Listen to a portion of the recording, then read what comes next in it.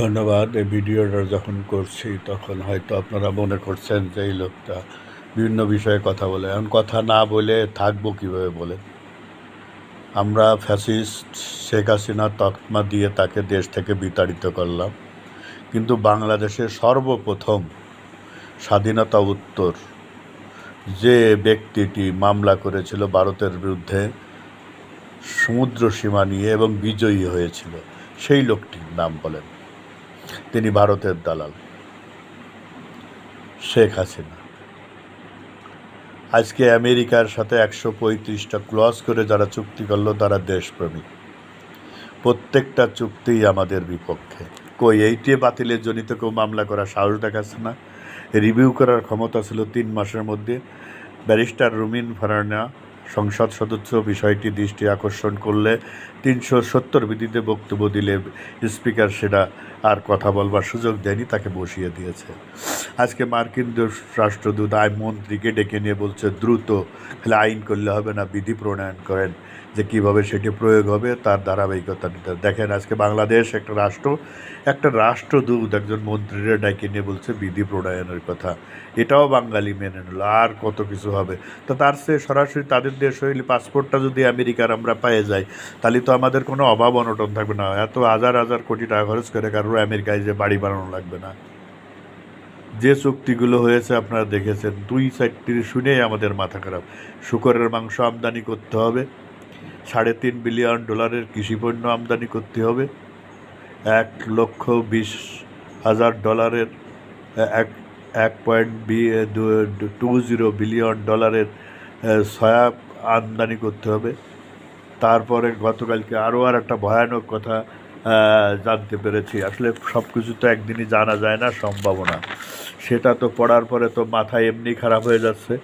বাংলাদেশ রপ্তানি করতে পারবে 1638টা পণ্য মার্কিন যুক্তরাষ্ট্রে, আর মার্কিন যুক্তরাষ্ট্র আমাদের দেশে পণ্য আমদানি করে 6710টি, যা শুল্ক ফ্রি সুবিধা পাবে, এবং এর বিনিময়ে বাংলাদেশকে 1300 কোটি টাকা ছাড় দিতে হবে।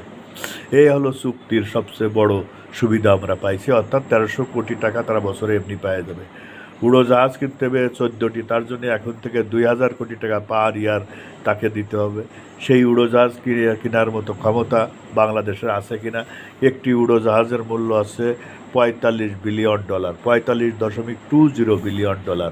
আর কি বলবো, নিষেধাজ্ঞা দিয়েছে। আমরা যে সমস্ত রাষ্ট্রের সাথে তাদের সম্পর্ক নেই, বৈরী সম্পর্ক, তাদের থেকে আমদানি করতে পারবো না। আমদানি বাণিজ্য যদি গোপনেও করি তার জন্য অতিরিক্ত শুল্ক প্রদান করতে হবে। এই হলো আমাদের অবস্থা। এরপরও আমরা চুপ। বাংলাদেশ আমরা 2024-এ লাল বিপ্লব করেছি, স্বাধীন হয়েছি, এই নিয়ে আমরা তৃপ্ত। কয়েকদিন পরে যে আর কি তাদের হাতে তুলে দেবো। 71-এর মহান মুক্তিযুদ্ধের সময় যেভাবে আমাদের দেশের মেয়েদের তুলে দেওয়া হয়েছে, আমাদের দেশের ছেলেদের তুলে দেওয়া আছে, আবার সেই বাংলায় আমরা প্রবেশ করেছি। এখন ভাইবে দেখেন, এতে যদি আপনারা খুশি থাকেন, আমরা খুশি থাকি, তো ভালো। আমি ব্যক্তিগতভাবে খুশি না, অন্য কেউ খুশি কিনা আমি জানি না, তবে এর বিরুদ্ধে অবশ্যই বিদ্রোহ হবে, এটাই স্বাভাবিক। কারণ আমরা রক্তের বিনিময়ে অর্জিত স্বাধীনতা। 2024 পরবর্তীতে অসংখ্য নেতা কর্মী, মানুষ, স্বাধীন সার্বভৌম বাংলাদেশে হত্যা হয়েছে, বিনা বিচারে পুলিশদেরকে হত্যা করা হয়েছে।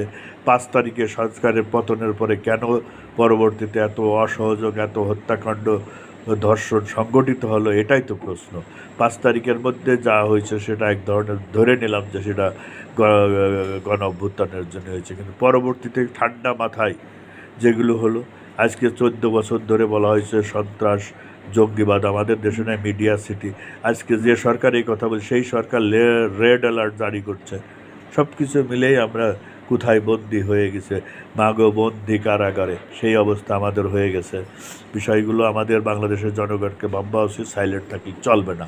বিদ্রোহেই আমাদের মুক্তি। বলো বীর বলো রণক্লান্ত, আমি সেই দিন হব শান্ত, যবে উৎপীড়িতের কন্দন রোল ধরিবে না আর আকাশে বাতাসে। প্রিয় ভাইয়েরা, সেই বাঙালি আমরা, কথাটি ভুলে যাওয়ার সুযোগ নেই, ভুলে যেতে পারি না।